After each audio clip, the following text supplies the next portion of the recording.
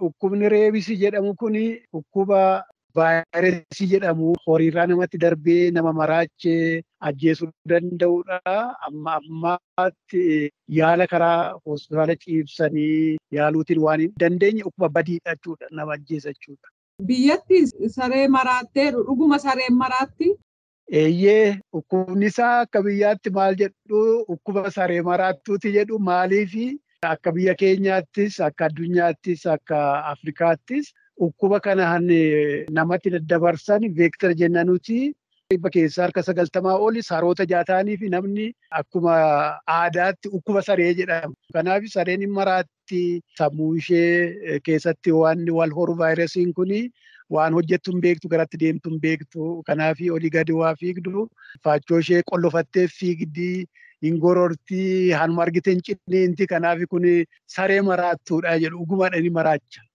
Egaa sareen haala akkasii keessa jirtu yeroo nama ciniintu vaayirasii sana kan namatti dabarsu maal ilkaan isheeti moo gorora isheeti? Ciniinnaatiin akka namatti darbu beekamaadha garuu gororaan akka darbu namni baay'een hin beeku. Kanaaf namni hoo saree maraattuu kanaan ciniinamumsaa mataan san dabarsa. Lammaffaa ammoo gororumti saree maraattuu sana keessaa afaan keessaa bahu suni yoo dhaqna namaarra bu'e iddoon inni bu'e sun immoo madaa wayii jiraatte nuti iskiraachii jennaa milaacii ta'uu danda'a, qoraattii ta'uu danda'a, marfee ta'uu danda'a. Qaawwaan akka qaama keenyarraa argate vaayirasiin sun gorora keessa jira. Kanaaf karaalachuu darbaa jechuudha. Kanaaf ogeessi sareen nama ciniinte sun maraatteeti moo aarteet provokdii taateeti moo maal taateeti jedhee addaan baasu jechuudha. Laawoo deemu sareen hin beekne mana ijaa eegduu fi namatti duutee nama ciniinuu dandeessu. Kanaaf ogeessatu kana hunda addaan baasaa jechuudha. Mallattoo dhukkubicha agarsiisu jira. Namni sareetiin ciniinama dhuguma vaayirasii kana taanaan yeroo dheeraa torbee 3 qaama waggaatti namarratti ijaaramti. Dhukkuba kana akka addunyaatti akka biyyaatti akka Afrikaatti ta'anii hin bannaan godhe inkubeeshin pireediin kun mallattoo agarsiisuuf yeroo dheeraa jaatuuf rakkoo nurratti dhuumeera. Garuu mallattoon namarratti mul'atu namni bishaan sodaata dhuguu hin danda'u. Maaliif bishaan dhuguuf arrabni as baasnee waan deebisnu akkam tochoone gooteeti paralaayizii gooti. Qilleensa hin sodaata, nyaata hin nyaatu, innis hin gororaa, mataa hin dhukkubaa, qaaman isaa nyaata nyaachuu hin danda'u, bishaan dhuguu hin danda'u. Akkuma nama maraateetiin isin lafaa umurii isaa keessatti waan isa mudate hunda odeessa otoo namni san gaafatiin mallattoo adda addaatti irratti argama. Ija baasuu danda'a. Saree akkas taate kana wal'aananii fayyisuun hin danda'amaa? Hankanaan qabamte fayyuun hin jiru. Nama sootee akkasuma. Fakkeenyaaf nama sareen ciniinte sareen sun nagaa fi nagaa miti isaa hubachuudhaaf namarratti qorannaan gaggeessamu maal? Namni sareen beekamneen saree mataa isaa yoo ta'u ciniiname jedhannaan gara mana yaalaa deemee ogeessatti himachuun dirqamadha.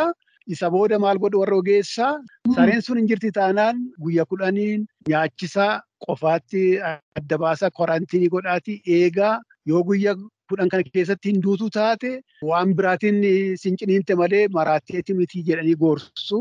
Yoo guyyaa 10 sana keessatti duute immoo fidaa gara laaboraatooriin mirkaneessa jedhu.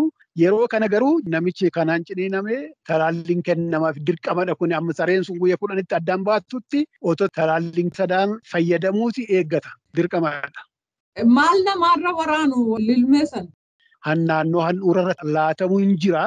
Harka 98 hindhiinsaa garuu dhukkuba qabaa. Iddoo sun dhiitaa ijoolleef isaan dhukkubaa doosiinsaa guddaadha jedhamee hambiraa jijjiiramaa jira. Addunyaarra wanta adda addaa jiru. Biyya keenyas wanta adda addaa jiru. Akkuma humna isaatti namni itti fayyadamaa. Namni kaffaluu hin dandeenye garuu durii sanaan fayyadamaa. Naannoo garaa keenyarratti naannoo handhuurarratti laata maaliif laatamoo jedhamee marfeen sun jabaa ta'eef mafii 17 ta'eef iddoon naannoo garaa keenyaa sun marfee kana hunda absorbii gochuuf immoo baachuuf humna qabaa.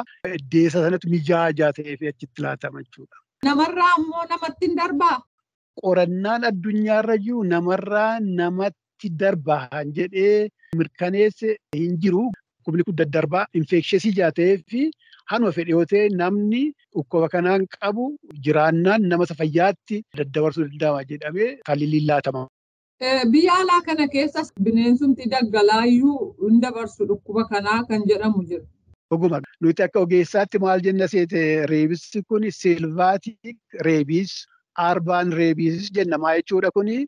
Arbaan reebis jechuun saree fi adurreedha magaala keessatti mana keessa wal keessa jiraannuu fi rakkoo guddaan reebisii daddabarsu akka biyya Afrikaatti akka Keenyaa akka biyya Itoophiyaatti adurree sareedha keessumaa sareedha.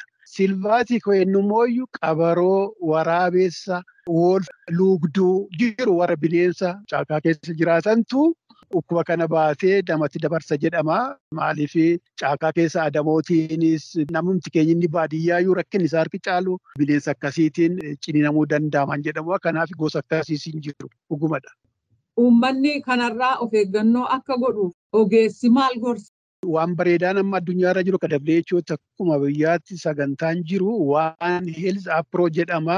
Inter-institutional jedhamee warri qonnaa, ministeeronni warri fayyaa, ministeerri warri eegumsa bineensaa fi naannoo warri kun akkasitti signaatoorii jedhamnee iddoo tokkotti walii mallatteessinee wal faana hojjechuuf taliila akka addunyaatti istaandardiin nu taa'eeru. Saree biyya kana keessa jirtu dhibba keessaa 70 yoo taliila argatte dhukkubni kun zeeroo ta'a. Dog mediated human rabies prevention and control strategy jedhu qabna. 2030 irratti nam tokkoyyuu dhukkuba sareetiin akka hin duune jedhamu karoora akkasii akka addunyaatti hojjetamaa jira. Gahee keenya gumaachaa jirra jechuudha. Dr. Asaffaa Dheeressaa gaaffii keenyaaf deebii laattaniif hedduu galatoomaa. Galatoomi affeeruu keessa.